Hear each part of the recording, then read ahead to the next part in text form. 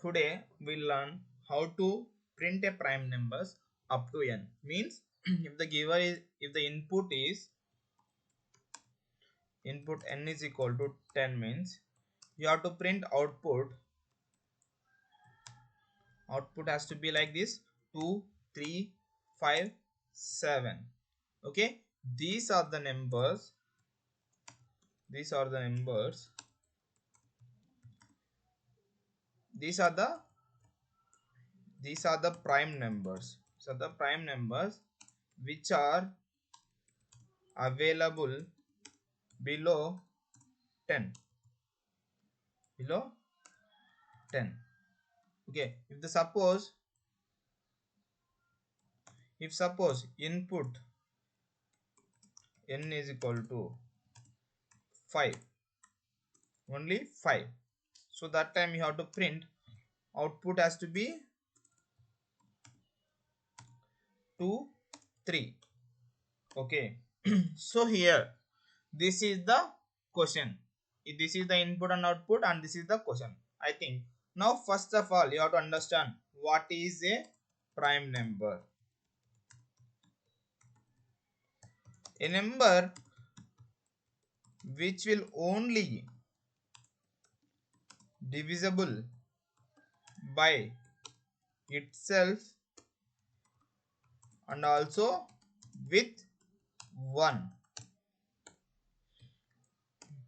So means suppose if we consider 2 divided by 2 equal to 0, and 2 divided by 1 is equal to 0. Okay, if you use any other number, suppose if you divided by this 2 with any other things, 2 divided by 4, it is not equal to 0. Okay, it is not equal to 0. So any number it will not divide it by, only with the 2 and 1 it will divide it by. If we consider 4 divided by 2 equal to 0, comma 4 divided by 1 it is 0, and 4 divided by 4 also 0. Means it will have it is dividing by 2 also, which is not a rule of a prime number. So the floor is not, it is not a prime number. Okay, now what is the here the what is the, like, if you have to do, first you have to write algorithm how to print. So see, the first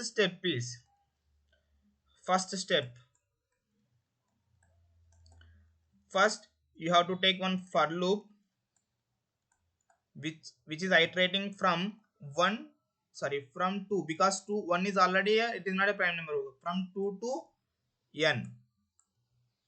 Okay, from I will iterate. Suppose if you consider n is equal to 5, means so 2, 3, 4, 5, so up to n, not 5. Okay, 2, 3, 4, 5. Okay, consider. Now see, this you have to pass one by one element. You have to check. First you have to check element, this is prime number or not, this is prime number or not. You have to check one by one element. First step you have to do, you have to take one for loop. Second step is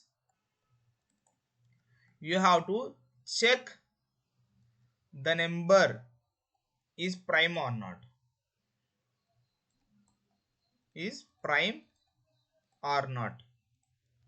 Next, third step. What is the third step? If it is prime, if it is prime number, then print it, else leave it. So how many steps we have here? We have 3 steps. First step is you have to take one for loop which is iterating from 2 to n. What is the limit they given? Up to n. After that you have to check one by one element, 2, 3, 4. These 3 elements you have to check one by one whether it is prime number or not. Okay, if you, after checking if it is a prime number, then print it, else leave it. So I am writing here one more thing here, how to check if the given number is prime number or not. Means you have to, how to check Okay, I'll remove this content here. I think you all remember these three steps.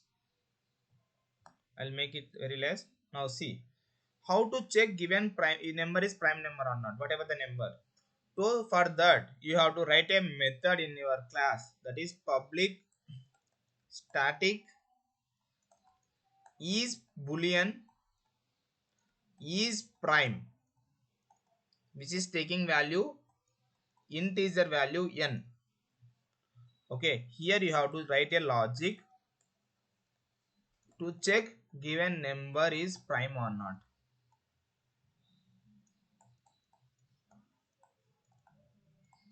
So first what we'll do, we'll write first two steps. Okay, let's see here what I am doing. Understood here.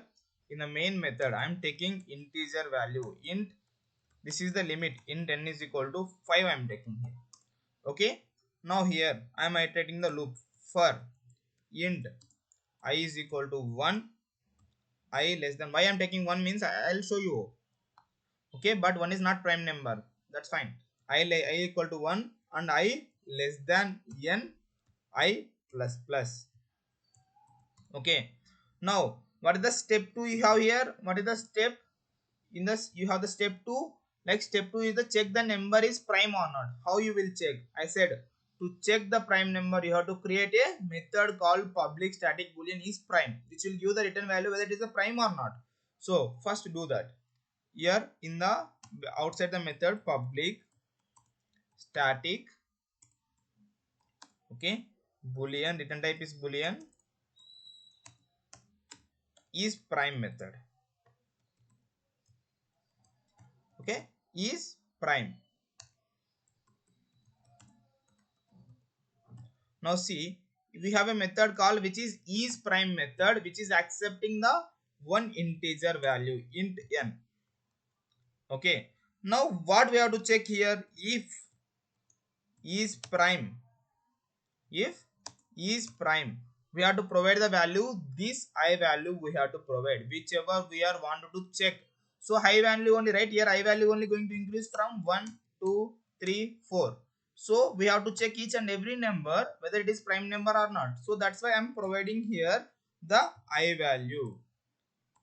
Okay, if it is prime, then what you have to do? You have to print it. System.out.println I. Otherwise you don't want to print, so I'm not writing anything.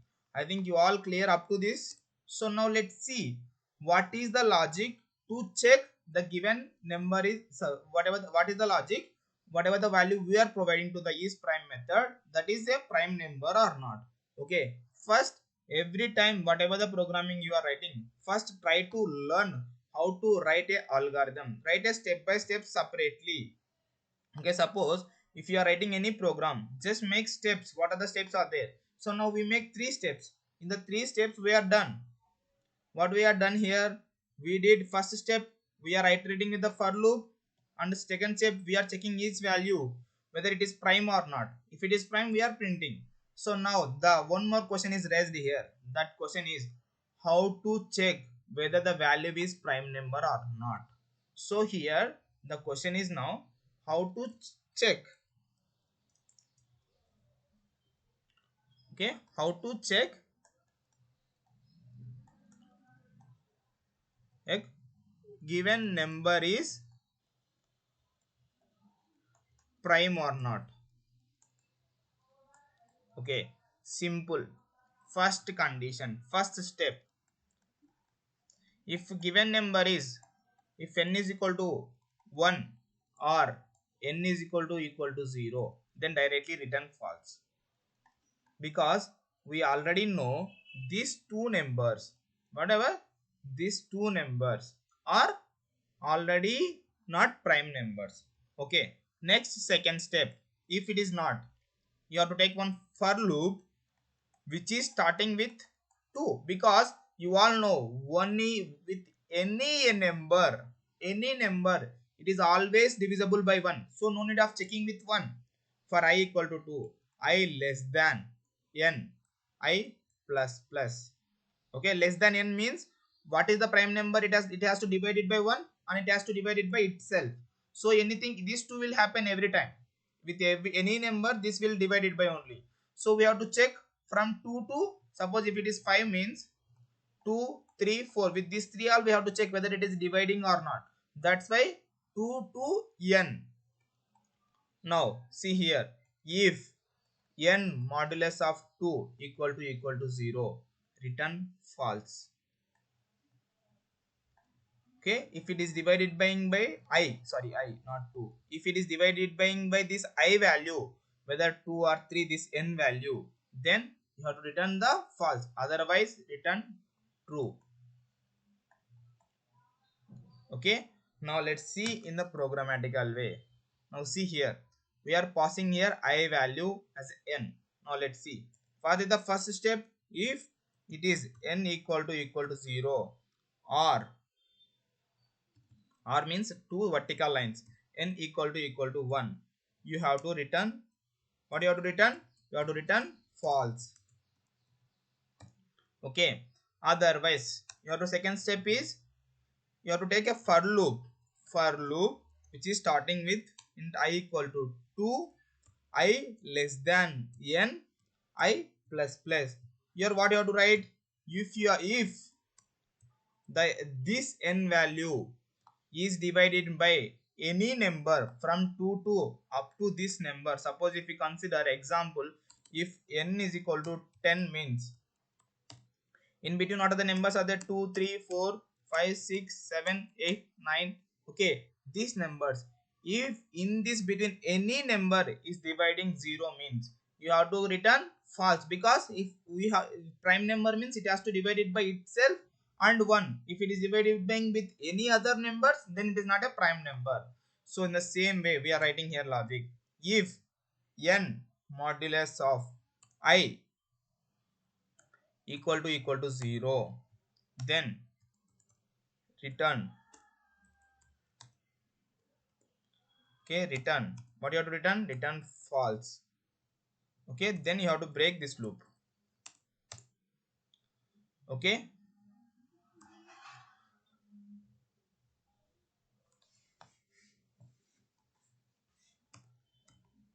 so once this condition is got executed, okay, it will return, no need of writing break because we are writing in a method. So once you return this statement, I already teach you all, return means it is a last statement of a method.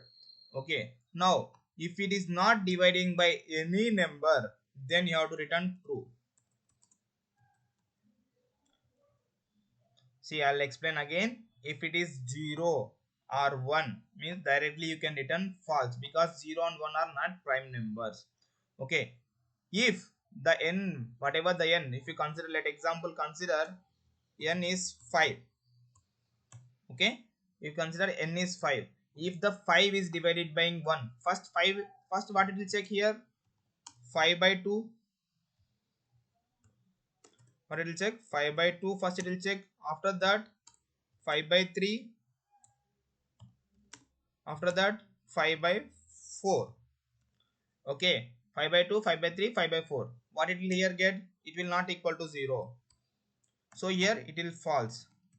Okay, same way every time if you see here, this is also false only. This is also false. So this for loop means this is not going to inside this if loop. So once this for loop is got completely existed, and if this if condition is not satisfied, so it is not returning true. It is not returning false. That means this element is not dividing by any numbers. So that means it is a prime number. That's why we are returning a true here. Okay. Now suppose if you consider 4. Okay, 4 by 2, it is equal to 0 only. So that means this condition will become true. So once this condition will become true, what it will happen? It will return false and the program got terminated. I mean this method is got over. What I said in the method, the return statement is the last statement. So once it is the true value means this return, what will happen? It will going to return. So this remaining code is not going to execute.